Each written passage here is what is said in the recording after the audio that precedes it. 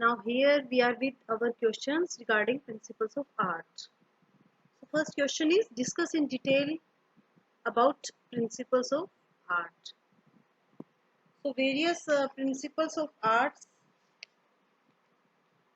may be harmony, balance, rhythm, proportion, emphasis. We have to discuss in detail. Now second one is how harmony can be inculcated through elements of art.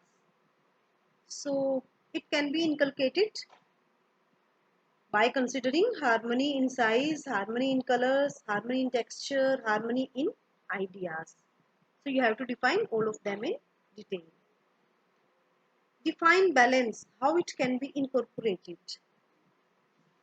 So first of all, you have to define balance.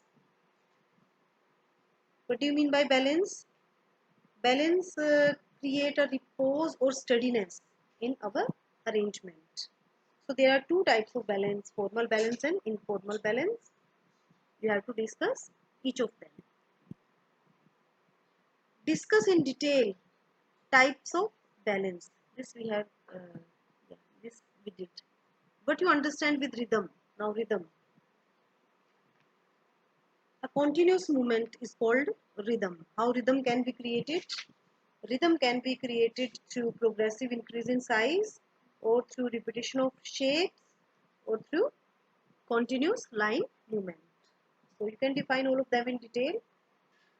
How proportion can be used to add beauty. Now proportion, which is also called law of relationship, you have to discuss about that. Proportion of furniture with the room, then proportion of various units of a furniture itself, then proportion of one furniture with other furnitures. How to create emphasis in any arrangement. Emphasis means focal point, or you can also say point of attraction. So how you can create it?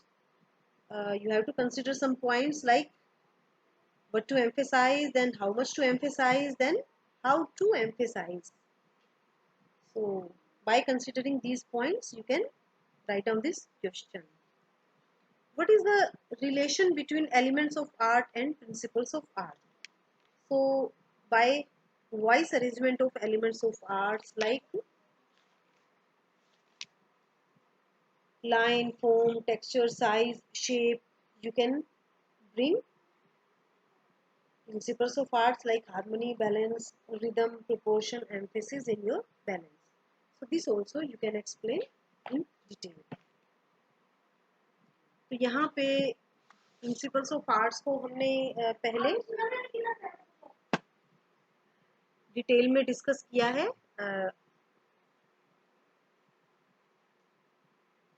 Principles of arts जैसे कि अनुरूपता है, संतुलन है, लय है, अनुपात है, दबाव है, सबको आप यहाँ पे थोड़ा थोड़ा कंसिडर करेंगे. How harmony can be inculcated through elements of arts. तो हार्मनी रेखा को लेते हुए या फिर साइज को कंसिडर करते हुए, रंग के आधार पे, टेक्सचर के आधार पे, विचारों में अनुरूपता के आधार पे आप कैसे ये भाव पैदा कर सकते हैं. नेक्स्ट क्वेश्चन है बैलेंस के बारे में, संतुलन के बारे में. तो आपको बताना है कि किस प्रकार से आप ला सकते हो. तो टाइप्स ऑफ बैलेंस आपको बताना है और किस प्रकार से आप उसे क्रिएट कर सकते हो. जैसे कि फॉर्मल बैलेंस है, वो एक सेंट्रल लाइन के दोनों तरफ बराबर की दूरी पर बराबर के आकार की, रंग की वस्तु रख के आप ला सकते हैं. और अगर बराबर की दूरी नहीं है या फिर जो हमारी डेकोरेटिव पीसेस हैं उनका आकार बराबर नहीं है, उनका रंग बराबर नहीं है, तो जो हैवी कलर है या जो बड़े आकार की जो भी हमारी वस्तु है उसको आप सेंटर लाइन के पास में रख सकते हैं और छोटी को आप दूर रख के जो इनफॉर्मल बैलेंस है आप उसका भाव क्रिएट कर सकते हैं. तो next discuss in detail types of balance. ये आपको फॉर्मल जो सिमेट्रिकल बैलेंस है और असिमेट्रिकल बैलेंस है इनफॉर्मल, उसे डिफाइन करना है. How rhythm can be created. तो वही कि रिदम को किस प्रकार से क्रिएट किया जा सकता है. रिदम को किसी भी आकार को बढ़ा के या फिर जो हमारी जो डिजाइन्स होते हैं उनको बार बार रिपीट करके, उनकी पुनरावृत्ति करके, या जो रेखाएं हैं हमारी उनको एक मूवमेंट प्रदान करके, एक निरंतरता प्रदान करके, एक गति प्रदान करके भी आप रिदम का भाव पैदा कर सकते हैं। तो रिदम क्या है?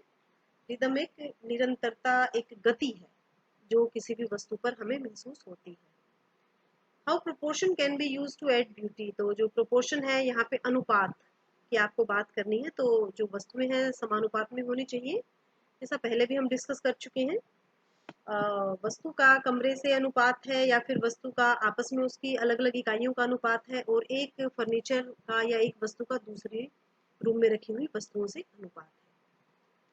अब आप दबाव का केंद्र अगले क्वेश्चन में जो है दबाव के केंद्र से संबंधित है, तो उसको किसी भी व्यवस्था में अरेंजमेंट में कैसे आप क्रिएट करेंगे।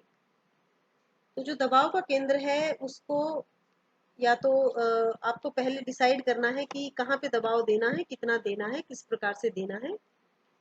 उसके बाद उसी के आधार पे आपको ये डिसाइड करना है दबाव के केंद्र के बारे में। तो या तो कंट्रास्ट कलर है या फिर ग्रुपिंग ऑफ ऑब्जेक्ट्स है। You can also use grouping of objects, then contrast colour, contrast lines है, कंट्रास्ट फॉर्म्स है, and by using any decoration also you can create focal point, and by leaving sufficient place around any object, that is also the way to create a focal point. तो कुछ खाली स्थान छोड़ के या कुछ with the help of some lights also you can create emphasis। तो light की मदद से, जो कि आजकल बड़ा ही कॉमन है, या फिर जिस वस्तु पे आपको दबाव डालना है, जैसे कोई शोकेस है तो उसके आसपास की जो जगह है आप खाली छोड़ सकते हैं, या कोई डेकोरेटिव पीस है, वॉल पीस है, तो उसके आसपास आप खाली जगह छोड़ सकते हैं। या फिर विरोधी रंगों का प्रयोग करके, वस्तु समूहबद्ध करके, विपरीत रंगों का प्रयोग करके, कई तरीके हैं जिनसे आप दबाव का केंद्र उत्पन्न कर सकते हैं। अब relation between elements of arts and principles of art, तो इसमें आपको बताना है कि जो एलिमेंट्स ऑफ आर्ट्स का प्रयोग करते हुए आप कला के सिद्धांतों को उत्पन्न कर सकते हैं। Now here we are going to discuss how to bring harmony in colors. So here various types of color scheme knowledge you have to consider. For example, for creating any harmonious impact, you can use either monochromatic color scheme. You can create various types of tints or shades of a single hue. Now second one is analogous color scheme also, that can be used to bring harmonious relationship. How to bring harmony with thoughts. Thoughts means vichar, so vicharon ki anurupta. So you have to do any arrangement according to the person which is going to use that room, or which is or who is going to use that dress. If extrovert personality, then vibrant color you can use. If introvert personality, then you have to go for subdued shades. What are the ways of creating rhythm? So by gradation, by repetition, by continuous movement. Why law of relationship is important in interior designing? Because it creates a proportionate balance or a feeling of proportion. What point should be kept in mind before creating center of attraction? So what point we have to emphasize, how much to emphasize, then how to emphasize. So these are some of the points you can keep in mind. Is there any relationship between space and emphasis? Yes, there is relationship. If you leave some space around any decorative piece, then also you can focus that decorative piece. What is another name of informal balance? Informal balance is also called asymmetrical balance. What to understand with bisymmetrical balance?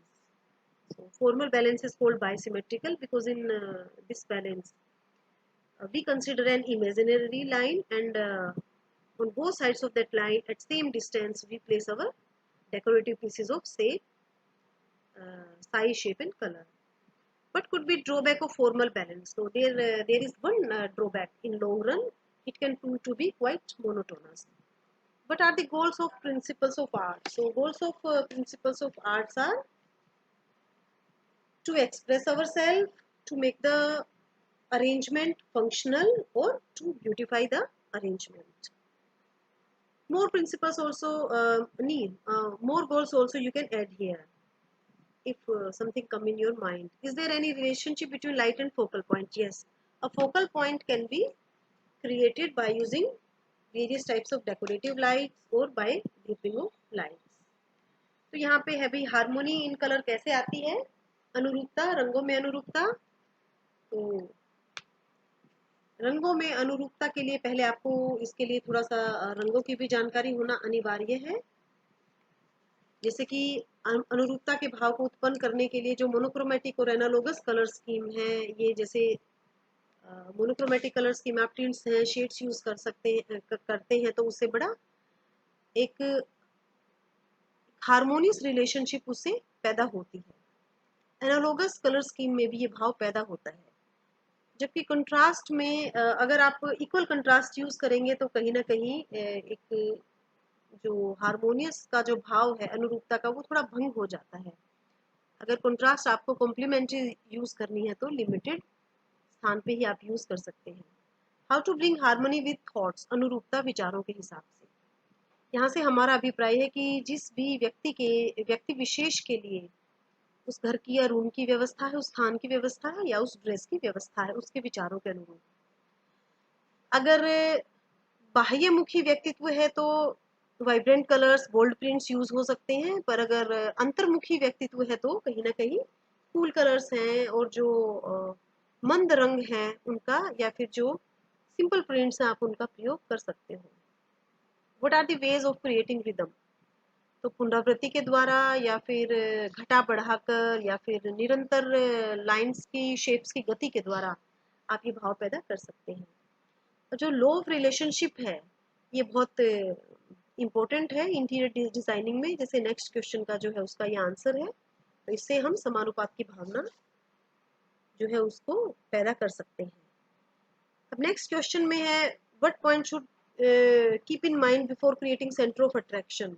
तो कहाँ किया जाए, बल कितना दिया जाए, हम इन सब चीजों को ध्यान में रखना है। अगले क्वेश्चन में स्पेस और एम्फेसिस में क्या रिलेशन है। तो अगर आप किसी वस्तु के चारों तरफ खाली जगह छोड़ते हैं तो आप वहाँ पे स्पेस क्रिएट कर सकते हैं। इनफॉर्मल बैलेंस का जो दूसरा नाम है, तो जो असिमेट्रिकल बैलेंस आप इसको कह सकते हैं, और बायसिमेट्रिकल बैलेंस से हमारा अभिप्राय फॉर्मल बैलेंस से है। अब यहाँ पे है कि फॉर्मल बैलेंस का क्या ड्रॉबैक है। तो लॉन्ग रन में ये कहीं ना कहीं एक रास्ता का भाव पैदा करता है। गोल्स और प्रिंसिपल्स क्या है कि आप किसी चीज में सुंदरता ला सकते हैं, अपने मनोभावों को प्रदर्शित कर सकते हैं और उसकी कार्यशीलता बढ़ा सकते हैं। बाकी आपके जो और माइंड में आता है आप इसे और इलेबोरेट कर सकते हो। तो लाइट और फोकल पॉइंट में अपने नेक्स्ट क्वेश्चन में, हाँ, इसके बीच में रिलेशनशिप है। लाइट की मदद से आप सेंटर ऑफ अट्रैक्शन क्रिएट कर सकते हैं। तो यहाँ पे आके हमारे ये क्वेश्चंस कंप्लीट हुए।